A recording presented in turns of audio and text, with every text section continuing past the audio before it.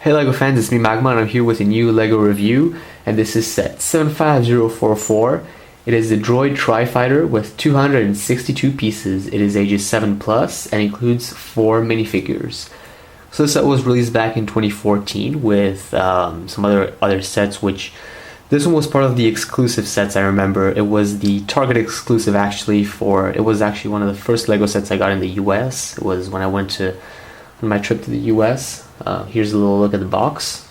Pretty cool box. And I remember hesitating a lot because this set used to retail for $40 US, but it has 262 pieces. So it's $15, yeah, about $15 overpriced, which $15 is as much as the first Droid Tri-Fighter, which I've got here and I'll compare later. This one used to retail for $15, so it's almost as if they're just you're just paying for this one plus another Droid Tri-Fighter, which is extremely expensive for what I thought the set was. And when I built the set, which just want to say the box is 2 battle pack boxes in size, which makes it even less like wanting to buy it. And when I finished building it, I said this is a great set, but it's definitely not worth its price, which I still stand by this idea. Quick little mention, when I was at Target in the US, which was the only time where I ever went to Target in my life, all the other LEGO Star Wars sets were sold out. This was the only set that still had over 10 boxes on shelf. So pretty expensive, and I don't think a lot of people wanted to buy this. And this was in San Francisco, I think, when I went there. Yeah. So yeah, let's take a look at the minifigures. We have one Buzz Droid, which is improved over the previous version. Very nice and looking minifigure.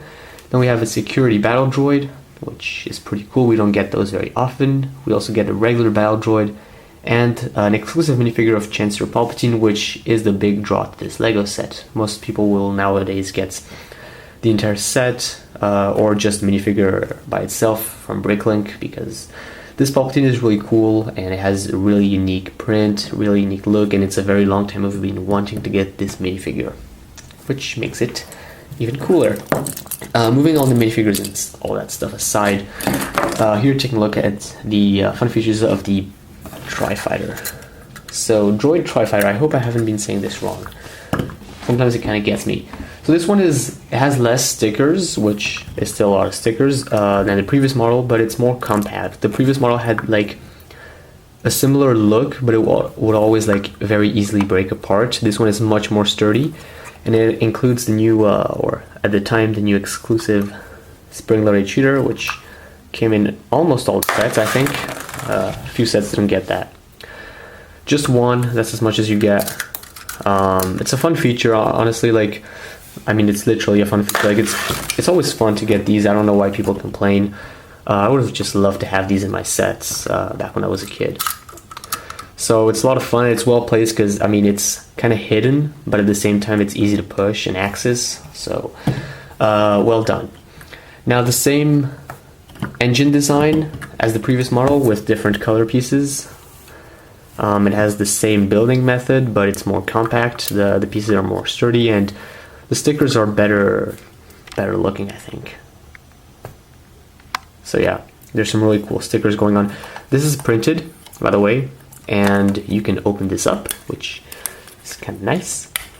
The previous model had this part where you would, every time you would move this part would just break off. They use different pieces for this, and pieces that are like, I don't know how to call these, but it's these 4x4 pieces.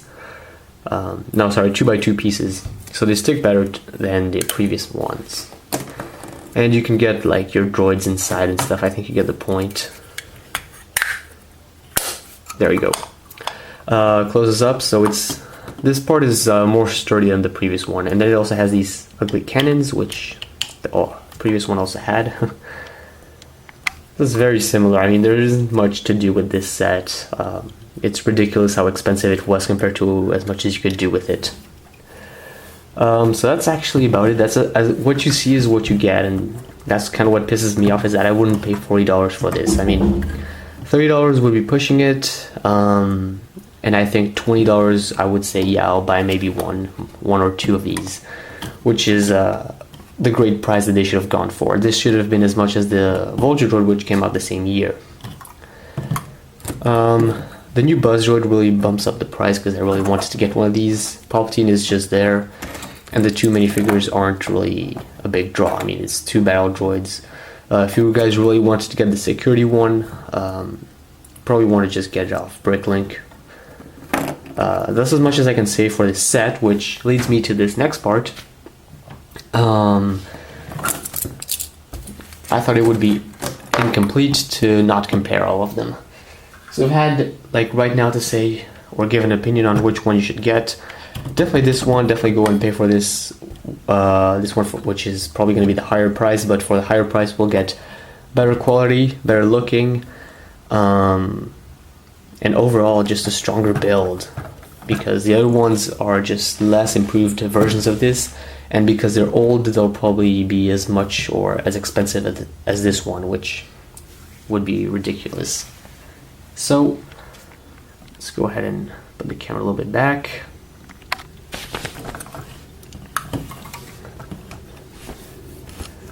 The engine design is very similar. Now this one has the engines a little bit more spaced out. This one really just literally pushed them up, which I'm starting to ask myself if I actually built this one correctly, but yeah, I think I did. If you look at the design of how they built this part, it is exactly the same one on this one. And the cannons again are kind of the same. The eyes, it is exactly the same build, just that they change the pieces right here to these pieces. I'm looking at the differences, I don't see much. It's mainly this part, the use of different pieces right here and the use of stronger pieces. They use smaller pieces which break very often, and here they use larger pieces. And the stickers are better quality on this one. It's important to mention because stickers, if they get worn out, they make it really ugly. That's what the angle looks like, and the angle on this one is just studs. That's interesting. The sticker, again, I think I prefer this one. It's a little bit more discreet, but this one goes well with the color scheme. So, unsure. But the main difference which I see is definitely this one had two huge flick-fire missiles which were very fun but kind of hard to push.